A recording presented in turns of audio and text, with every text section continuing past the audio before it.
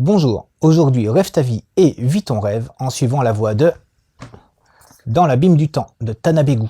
Attention, spoiler, c'est plus un cauchemar qu'un rêve en fait. Et ouais.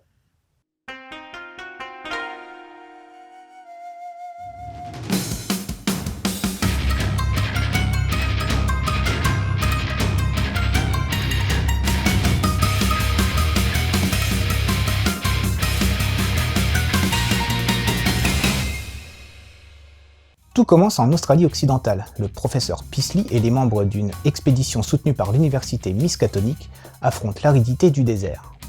Et l'inquiétude semble déjà bien présente. Puis, nous voilà transportés 27 ans plus tôt. Le professeur Peasley enseigne l'économie à la prestigieuse université Miskatonic d'Arkham. Mais un jour, il fait un malaise, en plein cours, et semble pris de visions étranges. Lorsqu'il reprend ses esprits, il est dans sa chambre, mais les choses semblent avoir changé.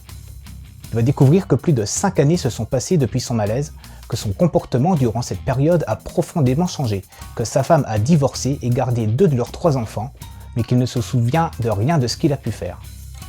Il éprouve également une peur profonde et incompréhensible, et fait des rêves inquiétants. Il va alors se mettre en quête de ces 5 années perdues, et chercher l'origine de cette peur irrationnelle qui le hante. On va le suivre dans son périple et découvrir avec lui des choses plus effrayantes les unes que les autres. Sa quête va le mener donc sur les terres d'Australie occidentale, à la recherche d'une cité ancestrale, accompagné du seul fils qui est resté avec lui, et du professeur Dyer. Dyer, ce nom te dit quelque chose, hein? Et ouais, c'est bien le même qui a vécu la tragique expédition des montagnes hallucinées d'Antarctique. Mais ceci n'est que le commencement, ou la fin. Bienvenue dans l'abîme du temps.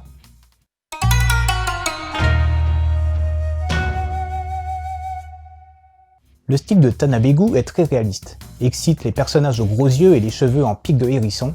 Ici les corps sont proportionnés, le trait est net et plutôt détaillé. Le travail sur le regard des protagonistes est très bien rendu.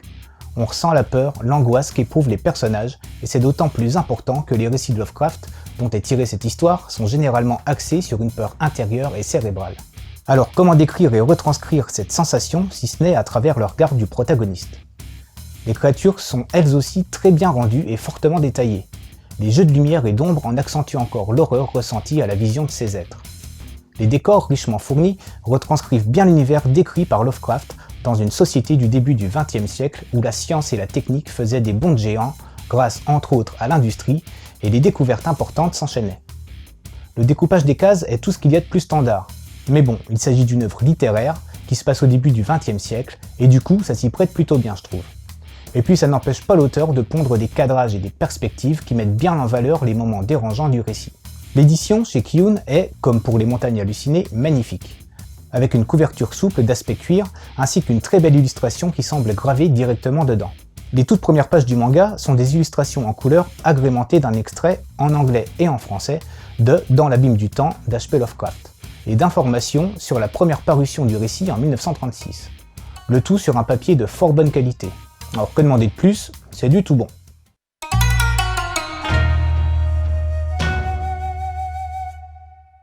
Tanabe-gu commence à faire parler de lui dans les années 2000.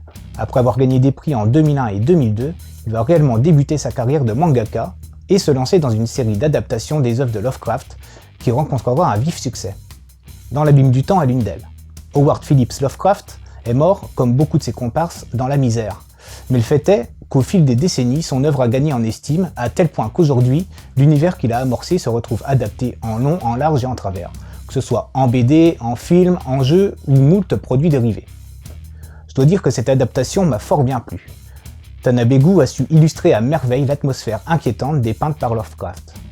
Son sens du rythme apporte la tension qu'on peut ressentir à la lecture de l'œuvre originale. Mais ce qui fait, je trouve, la force des adaptations de Tanabe, c'est l'intensité qu'il parvient à insuffler dans le regard de ses personnages. Et c'est ce qui fait le sel de la narration et de l'immersion dans le récit. Mais par-delà l'horreur indicible décrite dans cette histoire, on retrouve, normal, les thèmes récurrents chez Lovecraft. La crainte du progrès, de l'évolution, du temps qui passe, l'impuissance de l'homme face à l'immensité impalpable de l'univers. Bref, encore une belle sortie manga pour ma part. Tanabe-gu réalise selon moi parmi les meilleures adaptations de l'œuvre de Lovecraft. Si tu veux compléter un peu cette lecture, je peux te conseiller d'abord de lire le manga en 2 volumes, Les montagnes hallucinées, une autre très belle adaptation de Lovecraft par Tanabe-gu. À savoir que ce récit est lié à Dans l'abîme du temps. Tu peux lire d'ailleurs aussi la nouvelle originale de Lovecraft, Dans l'abîme du temps, afin de te faire ton propre avis sur la qualité de l'adaptation de Tanabe. Et puis jette-toi sur Providence d'Alan Moore et Jason Burroughs, une création originale dans l'univers du mythe de Cthulhu en 3 tomes, dont un s'appelle au passage L'abîme du temps. Voilà, c'était Joyson, j'espère que cette petite chronique t'aura donné envie de lire Dans l'abîme du temps. Je te laisse et continue de suivre la voie du manga.